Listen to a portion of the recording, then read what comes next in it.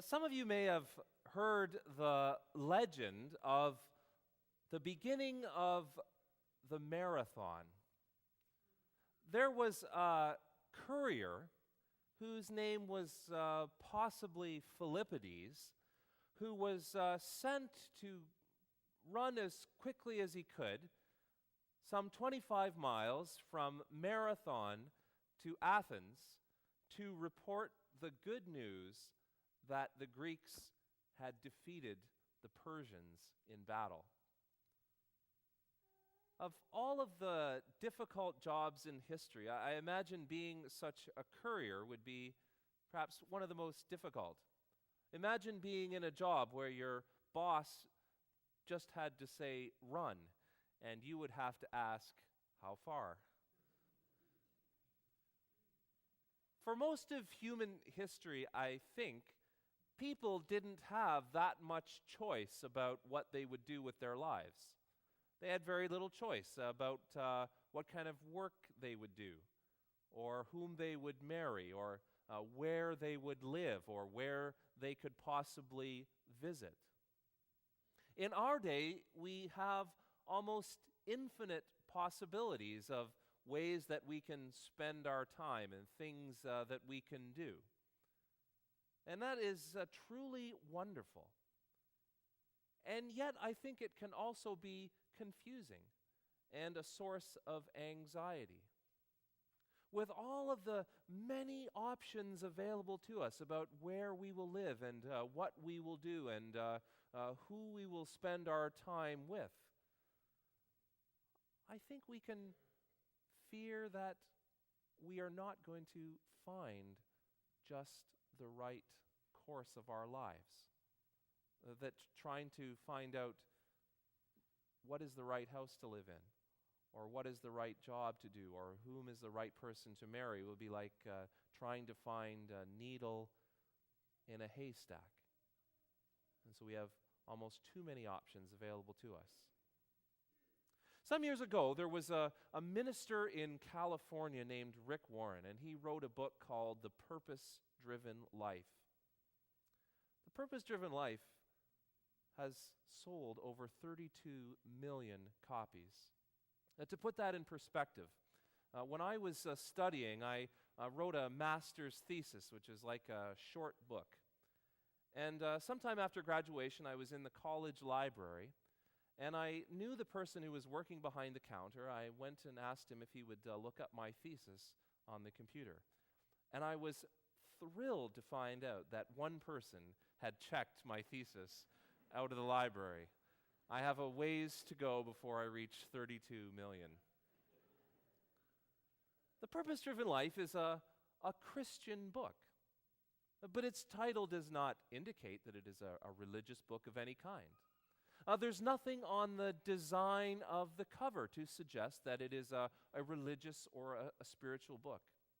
In fact, I found that it had sold 32 million copies on a list of all-time best-selling books which explicitly excluded religious books. And so the compilers of that list did not even realize that it was a religious book. And so it seems to me that many of the 32 million people who bought a copy bought it on the strength of the title. There were so many people wondering about these big questions of what does it all mean? How ought we to spend our time? What is our life for? Ed read so well from us from the Gospel of Luke, chapter 24. Just prior to what we heard, it was late on the first Easter evening.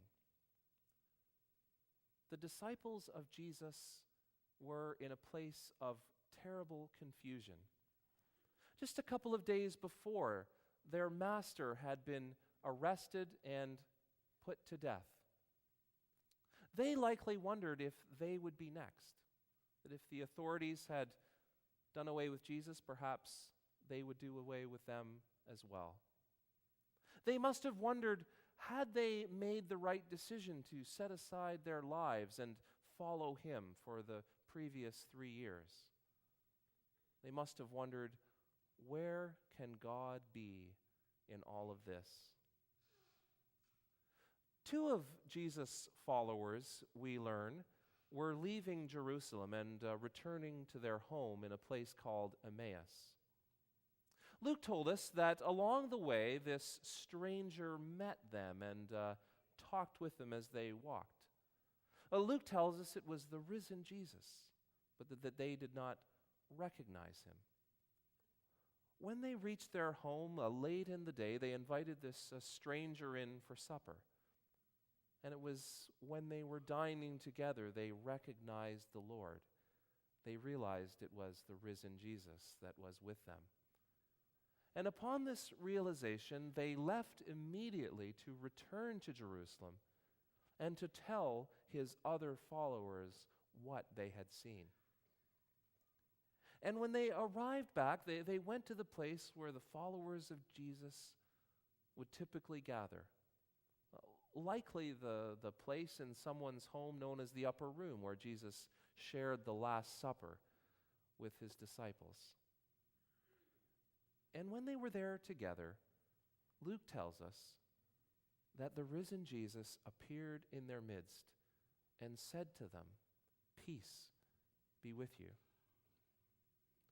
Now, if you happen to have been here last week or are otherwise familiar with the episode in the Gospel of John where Jesus appears in the midst of his disciples, and one of them, Thomas, is not there, who later says that he will not believe unless he sees the holes in Jesus' hands and feet.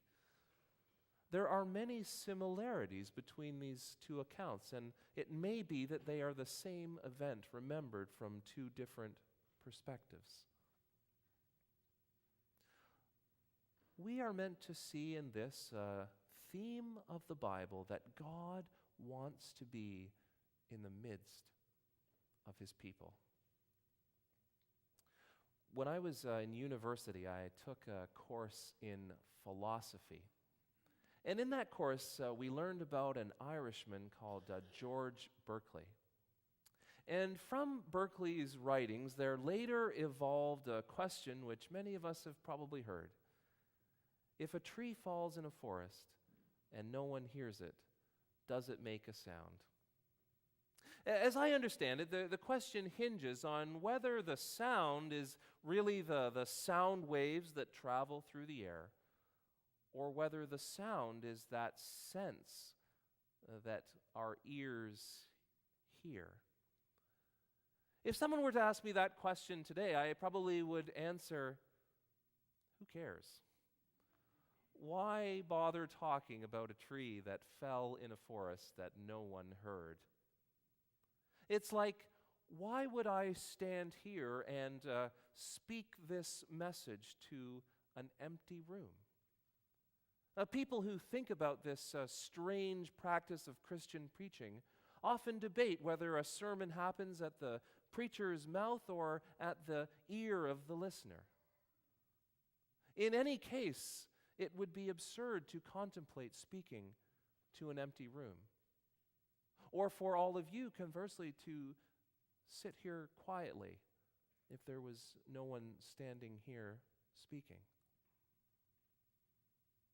A teacher has a purpose, to be in the midst of his or her students. A medical professional has the purpose of being in the midst of his or her patients. God has expressed a will and desire to be in our midst, to be in the midst of God's people wherever we are gathered. Jesus had once taught his disciples, "Wherever 2 or 3 are gathered in my name, there I will be also."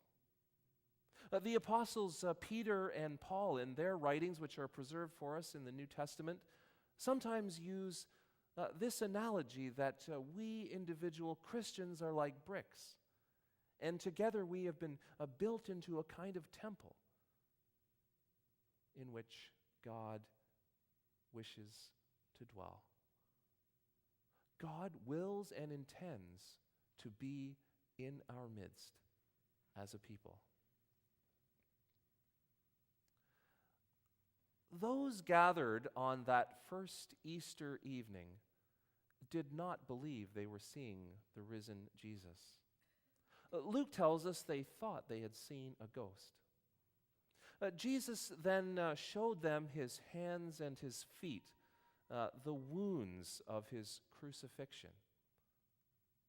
Luke tells us that they did not believe for joy and amazement.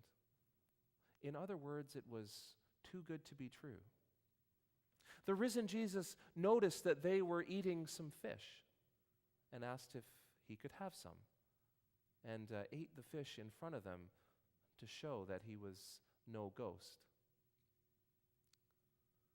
The gospel writer in this episode drives home one point in one way and then another and then in another.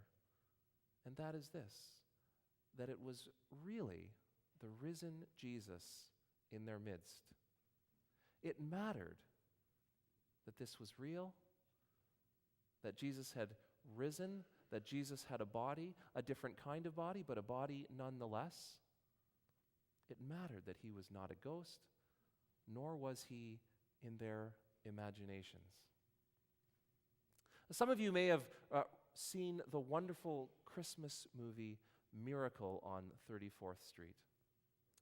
In that terrific Christmas story, the Macy's department store in New York City hires Santa for the Christmas season. The kind where the children will line up and sit on Santa's knee and say what they would like for Christmas. Well, it turns out that this person hired by Macy's was, according to the story, the real Santa. And when pressed, he revealed that that was his identity. Now, there was an enemy or an opponent who did not believe that and tried to have this person committed to a mental hospital. I suppose that's the way they dealt with mental illness in that era. And so there was a trial held in the movie about whether or not Kris Kringle should be committed to the asylum. And the trial hinged on whether or not he was really Santa. You see, if he wasn't really Santa, he was mentally ill. If he was, then there was nothing wrong, and he was right, and he should be free to go. Of course, it's only a story, but it hinges on the question of whether a claim is real. What's true and real matters. There's a very well-known Christian speaker named Ravi Zacharias. He lives in Atlanta now, but originally he's from India. And he often travels around to universities in different parts of the world. And here in North America, whenever he goes to a university, he says people will invariably come up to him and say how much they love Indian philosophy or Asian or Eastern philosophy, because they say in that worldview there's no such thing as truth. And he always responds to them this way. Friends, even in India, we look both ways when crossing the street. Either it's the bus or me, not both. It matters what is true and what is real. After this, Luke tells us that the risen Jesus begins to teach his followers from the books of the law and the prophets, their scriptures as first century Jewish people, and to explain to them how everything that had happened to him, inexplicable though it was to them, was somehow part of God's purpose and God's plan. And that they now were to continue the work which he had begun. That is, starting from Jerusalem and spreading to the ends of the earth, they were to take the message of God's coming kingdom, to call people to turn away from evil and turn toward their Maker. One of the churches that I served previously as minister was very small. There were maybe a dozen or so members, and so attendance on Sunday was not very high. And during the winter, it was especially low. Some of the members would go to Florida. Sometimes if the weather was poor, others wouldn't want to tackle the roads. And there were times when I spoke to 2 people, plus the organist, on a Sunday. There's not a lot of intrinsic reward to speaking to just a couple of people. Before getting up, I would have to remind myself over and over that there is an important message here. There's something bigger than what's going on in this room. That I have been sent by the wider church to these people, and by extension, sent with an important message by God. Conversely, when I was a theological student, I spent part of my studies at a college in North Carolina. And at one time while I was living there, my friend and I were sent to Virginia to an event for college students who were considering going into the ministry. And my friend and I were sent as representatives of our school to invite people to consider attending. And what a great honor it was to be chosen as representatives of our school. God has given us an important message for the world, and it is a great honor that God has entrusted us with that task.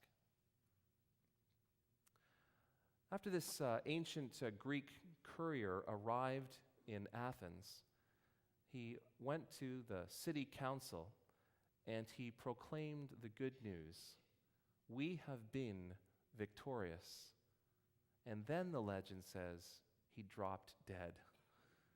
That must have been some important message. My dad always said that legend is a good reason not to run a marathon. One of my teachers for ministry would tell us, ministry is worth a life. It was a great encouragement. Of all the things that you might do, he was saying, this is worth your life. I would say by extension, this is true for all Christians. However it is we spend our time, whatever it is we do for a living, the mission Jesus started and passed on to us is worth our lives. Thanks and praise be to God. Amen.